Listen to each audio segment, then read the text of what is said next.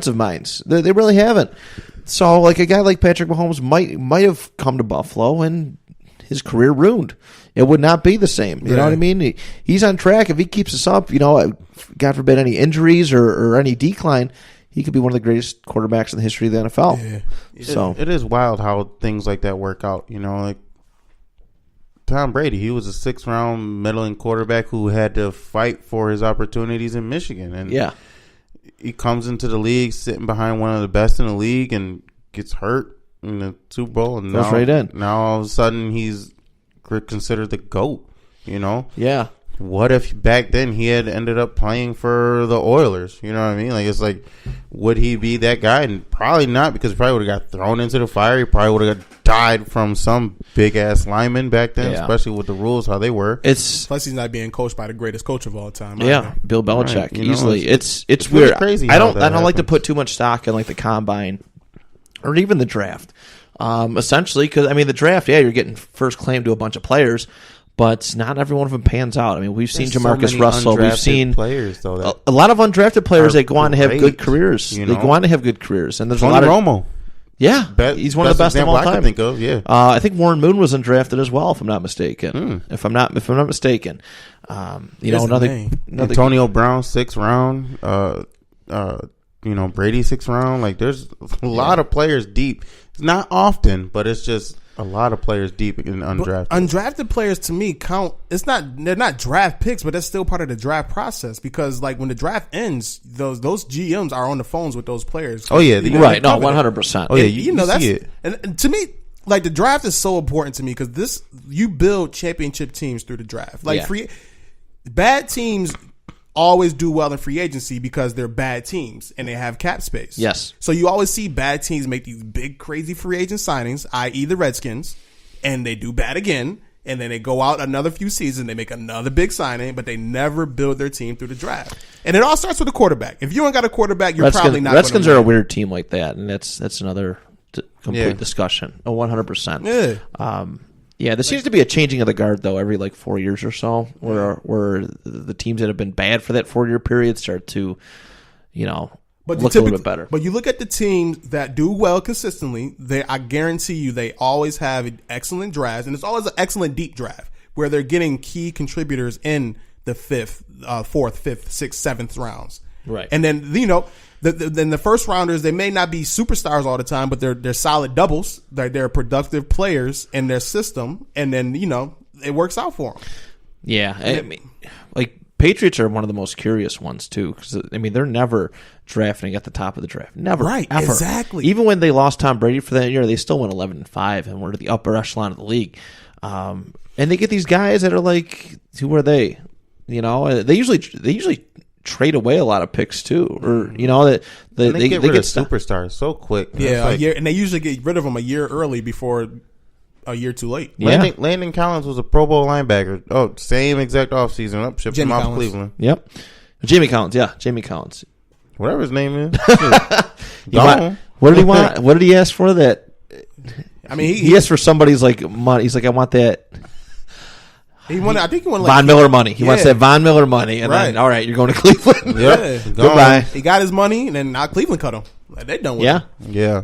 So it just goes to show, the Patriots is a prime example, man. They always drafting the fucking 29 through 32, and they always are a fucking book them in for 12 wins. Sometimes they don't. Most times they don't even keep that first round pick.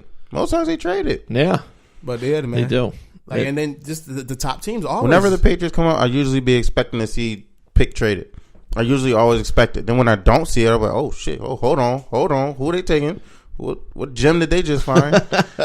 Like them San Antonio Spurs, they're just that. Those front offices are just built for success. That's I just don't understand.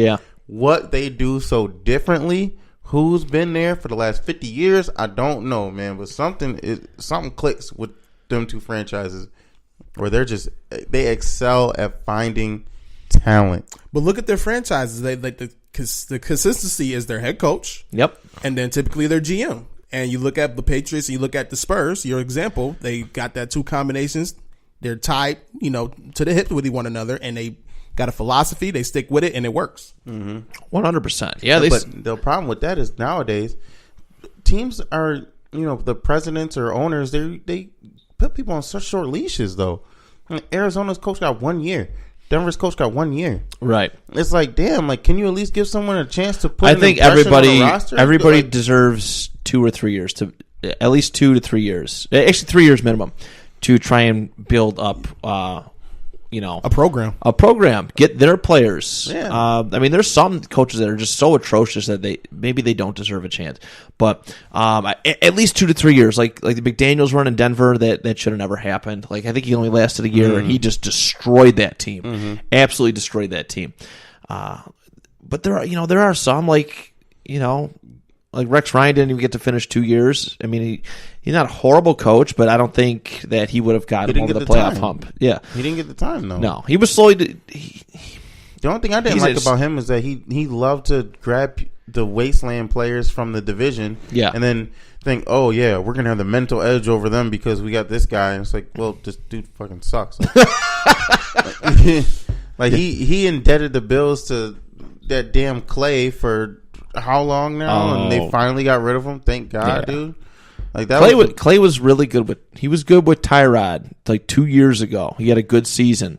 Maybe even the last year Tyrod was around, but he just he never hit any of the fives. He never had 50 catches, 500 yards, or 5 touchdowns in any season. That's crazy. That's trash. That's like, dear Lord, that's trash. Like, come on, man. And at one point, you can't even just say like, all right, well maybe he had a down year, he'll be good next year.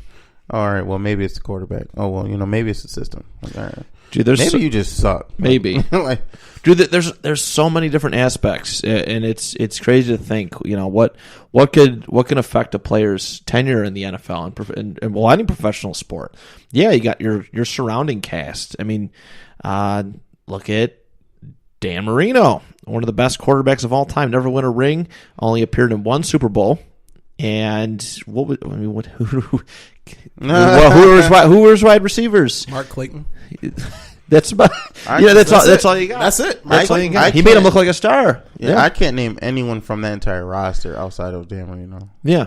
I don't even know who his coach was.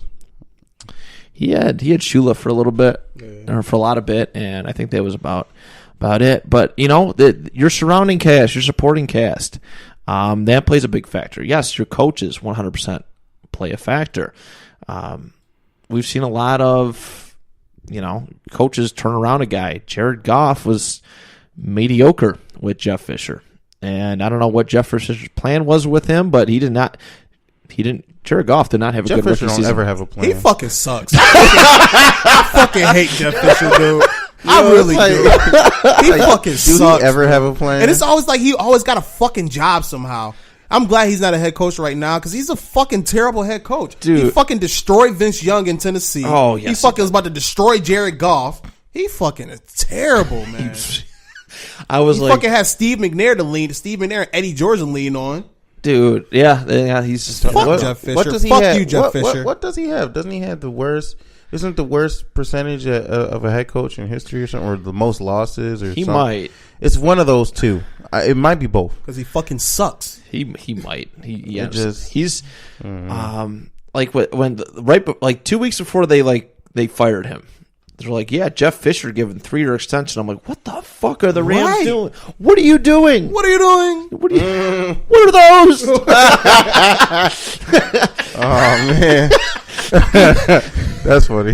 But seriously, I mean that's like extending Marvin Lewis for 16 fucking years or however long they had. How many more chances do you want this guy to give this guy? Give it up. Yeah, moving on. I don't get what the Bengals was doing. He wasn't even. He did. I have heard a lot of interviews from players who were on that transitional era when Marvin Lewis took over, and he did give them culture.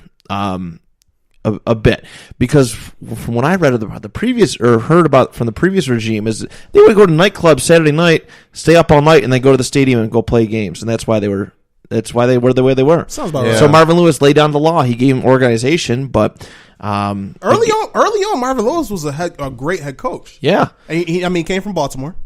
Just had to throw that in there. coming off a Super Bowl.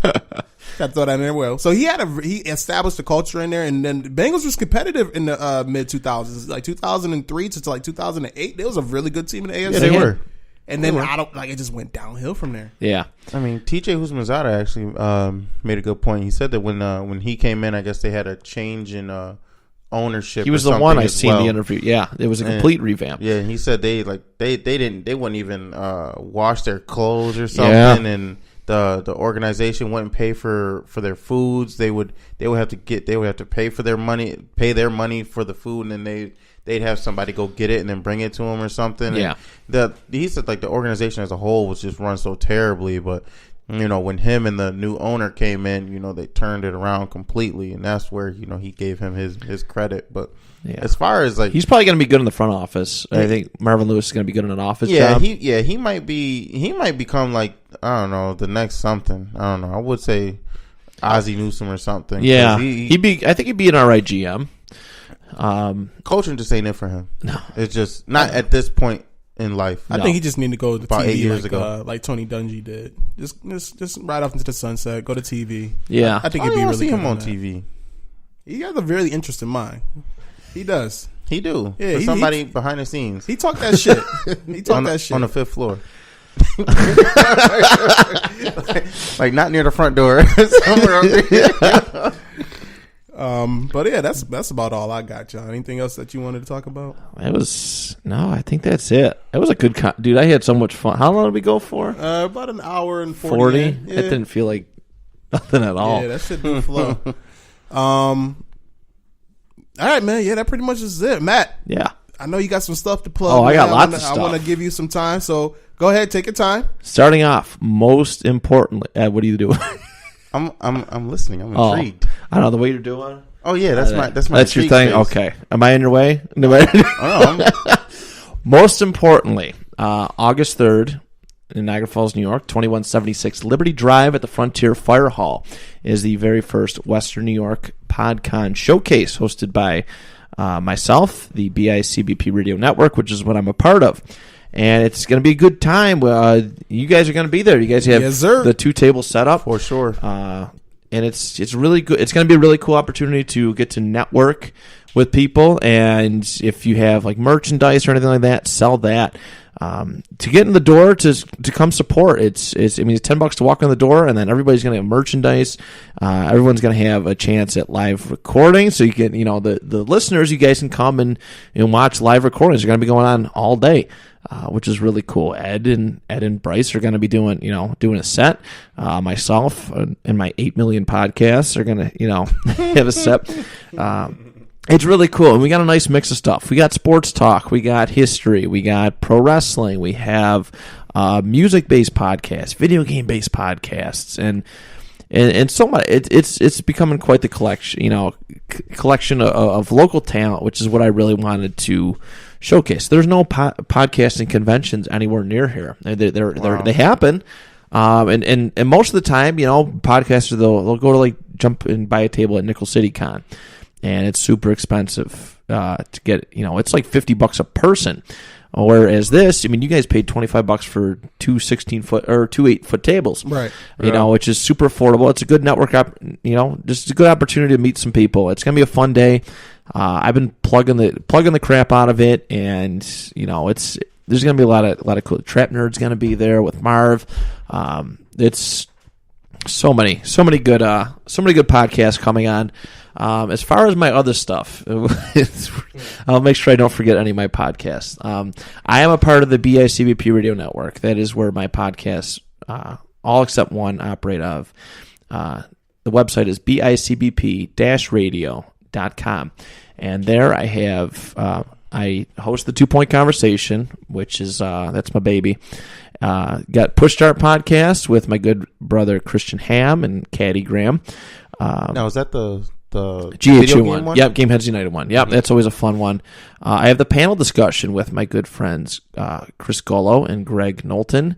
I'm part of Hardly Kayfabe with Chris Chavez and Johnny Townsend. I do the Section 6 WrestleCast during the winter time, during high school wrestling season.